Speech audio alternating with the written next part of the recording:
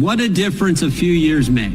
4 years ago, President Trump was banned from all platforms, Twitter, Facebook, YouTube. Today, he has his own platform. He's back on all the others. And of course, he's President of the United States.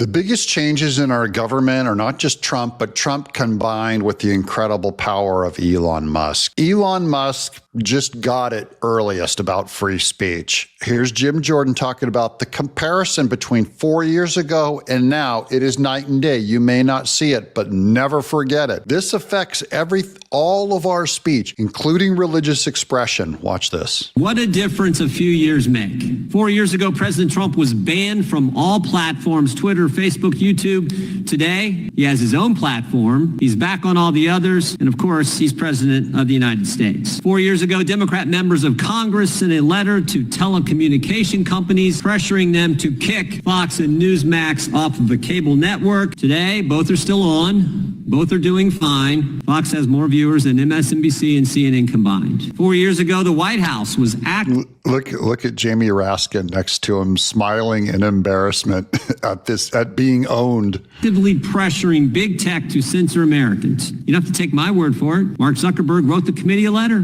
told us it was going on. He said, the Biden administration pressured us to censor. We did it. We're sorry. We ain't going to do it anymore. Zuckerberg went from paying $400 million to get Biden elected to donating to Trump's inauguration fund. Today, they've changed their policies, got rid of the independent fact checkers, and actually embraced the First Amendment. Imagine that. And maybe the best example of what they were doing happened on the third day of the administration. Example we've highlighted many times in this committee in the last Congress. Third day of the Biden administration, there was an email sent from Clark Humphrey to Twitter. Email said, wanted to flag the below tweet, and we hope you can get moving on the process for having it removed ASAP. Take down this tweet as soon as possible. And who was the tweet by?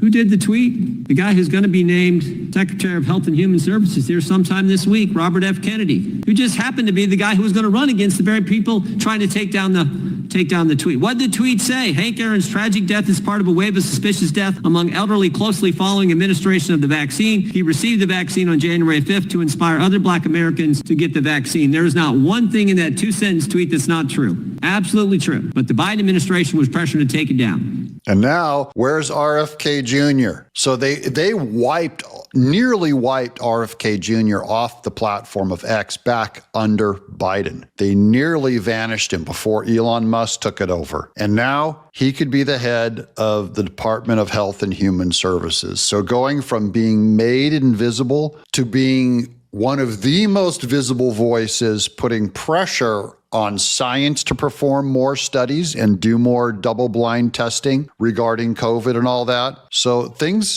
big changes. That's the term, actually it's Mr. Schellenberg's term, the censorship industrial complex. That's what it is right there, front and center. And it's much broader than that. By the way, the guy who authored this tweet, who's going to be voted by the United States Senate to be the next Secretary of Health and Human Services, we had him as a witness in front of this committee 2 years ago. And when RFK Jr. came in to testify, Democrats made a motion to go to executive session. Executive session, kick everyone out so that no one could hear what RFK Jr. was going to testify to in a hearing on censorship. You can't make this stuff up. They censored RFK Jr. when talking about censorship. They thought it was so dangerous that you'd actually hear I don't care if you agree with him or not.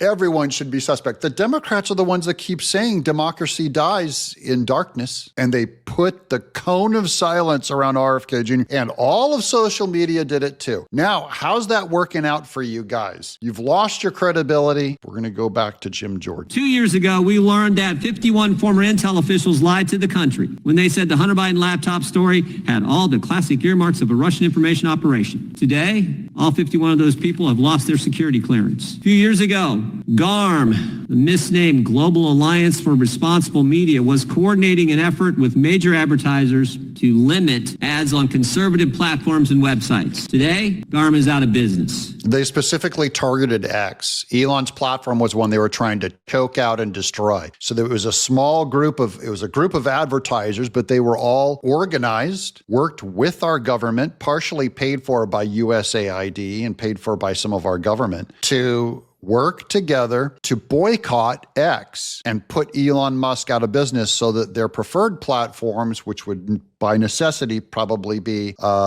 Google and Facebook, would be where the advertisers would go to prefer. Climate Action 100 a few years ago coordinated an effort of financial institutions to pressure companies to reduce oil and gas emissions and production. Today, Climate Action 100 out of business. A few years ago, the Stanford Internet Observatory was working. Today, they're out of business. Inzam was doing the same thing a few years ago. Today, they've stopped operation. What a difference a few years can make. And so much of this change started in October of 2022. Yes. When Elon Musk purchased Twitter. Boom, guys. And we covered that day for a week. I'm not that smart, but I guess you start seeing the media, and it's like you go into the matrix. You start seeing the code behind everything. And that one of Elon Musk buying that, number one, it did not make sense why he paid $42 billion for it. There's no way, there was a way to make money back, but not in those current market conditions. It just looked like he had been kicked by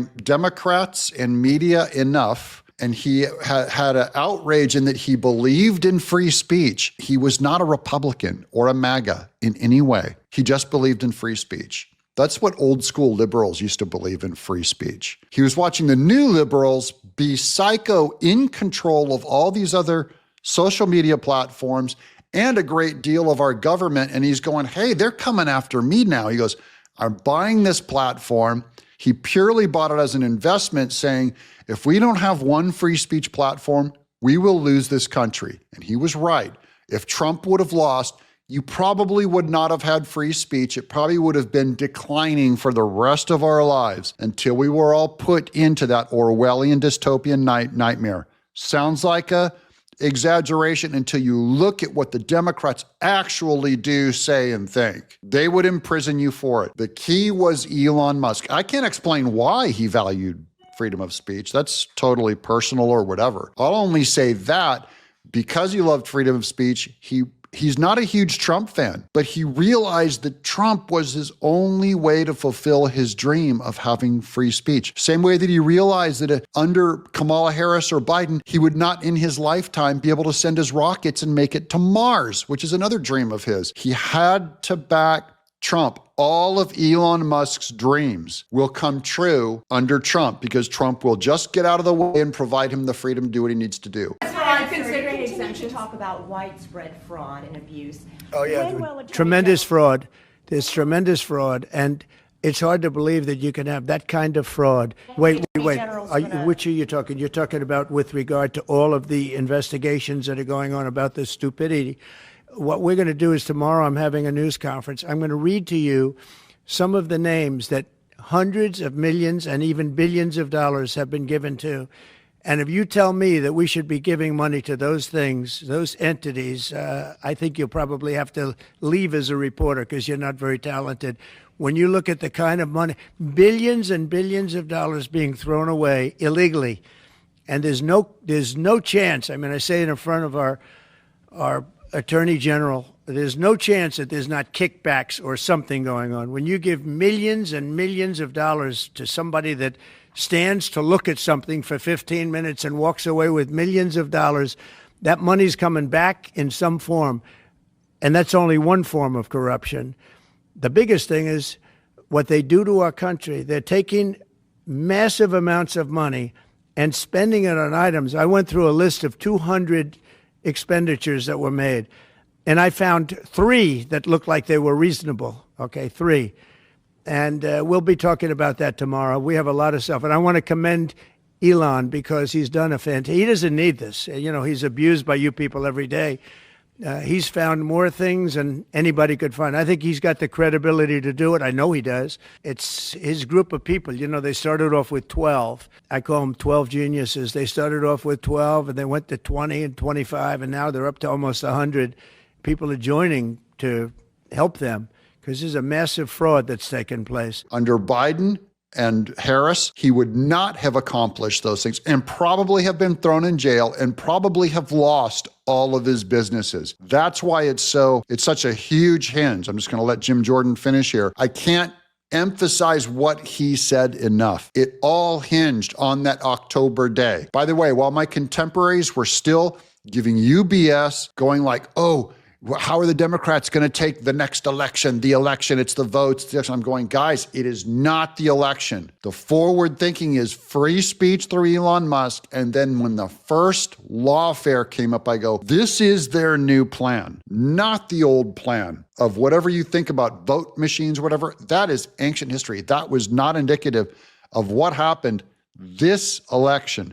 This election was determined, number one, by Elon Musk, which we covered and unfolded as the whole thing went along, and number two, by lawfare, which the Democrats revealed themselves to be exactly as anti-democrat as they claimed Trump to be, and it backfired once that mugshot of Trump got out, and that went through media and branded the Democrats as dangerous. I think he said something like, I didn't spend $44 billion to buy Twitter. I spent $44 billion to save the First Amendment. And of course, that effort began with the Twitter files. And two of the Twitter files authors are with us today as witnesses. Matt Taibbi wrote the very first Twitter file, and I think 11 or 12 others over the time that all that information was coming out. Mr. Schellenberger was also an author, and as I said earlier, he's the guy who coined the term the censorship industrial complex. Big government working with big universities, working with other government agencies, the White House working in all this, pressuring big tech to censor Americans' speech. Both Democrats, both award-winning journalists, both Democrats at the time when they testified last Congress, both award-winning journalists, both testified multiple times in front of this committee last Congress. And what was their reward for coming forward and defending the First Amendment? They were attacked. They were referred to in this committee as so-called journalists, even though they won all kinds of awards and are best-selling authors. They were asked to disclose their sources in a hearing by Democrats in front of this committee. And they were named personally in a letter by the FTC chair, Lena Khan, when Ms. Khan asked Elon Musk, who were the journalists you were talking to? And of course, maybe most importantly, we all remember that at the very moment Mr. Taibbi was testifying in front of this committee, the IRS was knocking on his door. They came after him. And by the way, we featured Matt Taibbi first on this channel on his first day of that hearing and started promoting his first Twitter files. Now, the Twitter files were just Elon Musk, when he first bought Twitter, he got access to all of their communications and emails.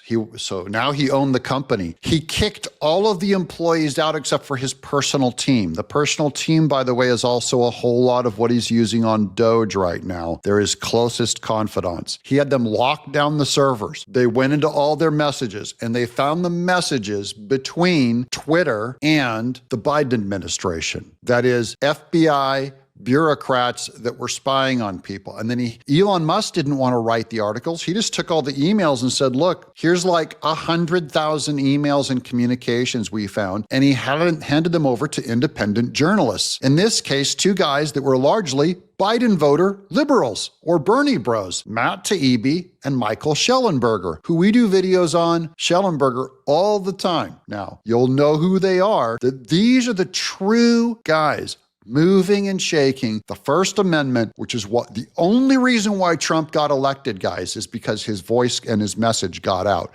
Because you can't count on MSNBC to get his message out. It went out on X. So he's saying that it was Matt Taibbi, while he was writing up his Twitter files that exposed the FBI working with the Biden administration, the FBI was knocking on Matt Taibbi's door. That's what I mean by the Biden administration went after journalists. They were not MAGA. They became MAGA. Just out of survival instinct, they had to turn against Biden. They're still considered independents, but I'm just saying they will never vote for a Democrat again. And if they do, they deserve to go to prison because that's exactly what the Democrat Party wanted to do to their voice. They called them misinformation. All Democrats still believe they're the enemy, and they're not like hardcore Republicans in any way. Matt Taibbi, Michael Schellenberger. Just one big coincidence. Very time he's talking to this committee, testifying in front of this committee, the IRS was knocking on his door. Ms. Subramanya was targeted for covering the trucker blockade in Canada. She also testified last year in front of this committee, and she warned us. She's ahead of her time. She warned us about what was coming in Europe and around the world with the censorship efforts we're seeing in other Western nations. When Elon Musk's free speech rights were being attacked, and they're still being attacked by the EU under the Digital Services Act, there was silence from the Biden administration. You know what that did? That sent a strong message to the rest of the world that the administration could not be relied on to retaliate against governments that suppress the free speech rights of Americans. That's a powerful message, and that's not good. And now you guys also need to know that Elon Musk has reversed censorship in America, but it went rampant through the roof. In the UK right now, you can be imprisoned. In France, in Brazil, and in Canada. Pray for our brothers and sisters over there because they got screwed. We were able to turn the boat around with Trump. They were not able to turn it around yet until their next election. We're going to find out if they elect a free speech person on the right. In England, they're already setting them up to call them racists and white supremacists. Or in Canada, pray for them. One of the things she said when she testified almost 2 years ago, she said, what is under threat is a core value of Western civilization. Never forget that. Powerful statement, and that's what's at stake here.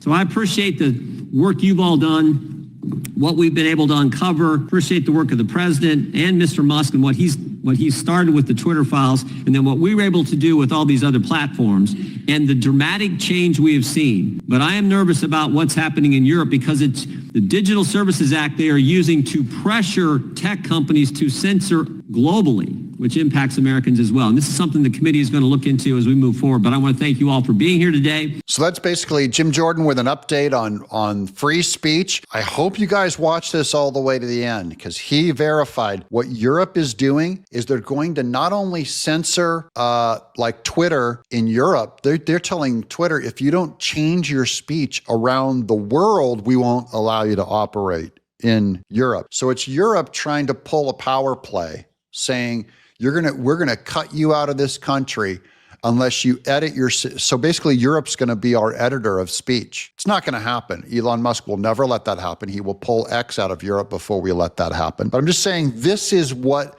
the leftist, Marxist, satanic scum. It's why I'm crazy about the First Amendment. If you don't have the First Amendment, you will never have the Second Amendment. Everyone goes like, all I need is the Second Amendment. No. There's a reason why it's second, friend. The First Amendment, because with the First Amendment, if you can manipulate words, I can convince you that your pistol is a daisy or a lily pad. I can say, oh, the Constitution never said it would protect a weapon. It said it would protect a daisy or a lily pad, which is essentially what the Democrats have already done with weapons, saying it was only made for military and not for personal whatever. And the Supreme Court reversed them on that. I'm only saying the pen is mightier than the sword. That's why the First Amendment must be protected. If you don't have the First Amendment, you'll never have the Second, Third, Fourth, Fifth. You'll never have the other amendments. So this is the most important work. It's the most foundational thing that Elon Musk did to defend America, which Trump is doing good work, and Jim Jordan is doing good work. And the Democrats are evilly dismantling. They despise it. These are good times. The First Amendment lives a little bit longer in America, my friends. I'm Doug in exile. Thank you for listening to me rant using my First Amendment.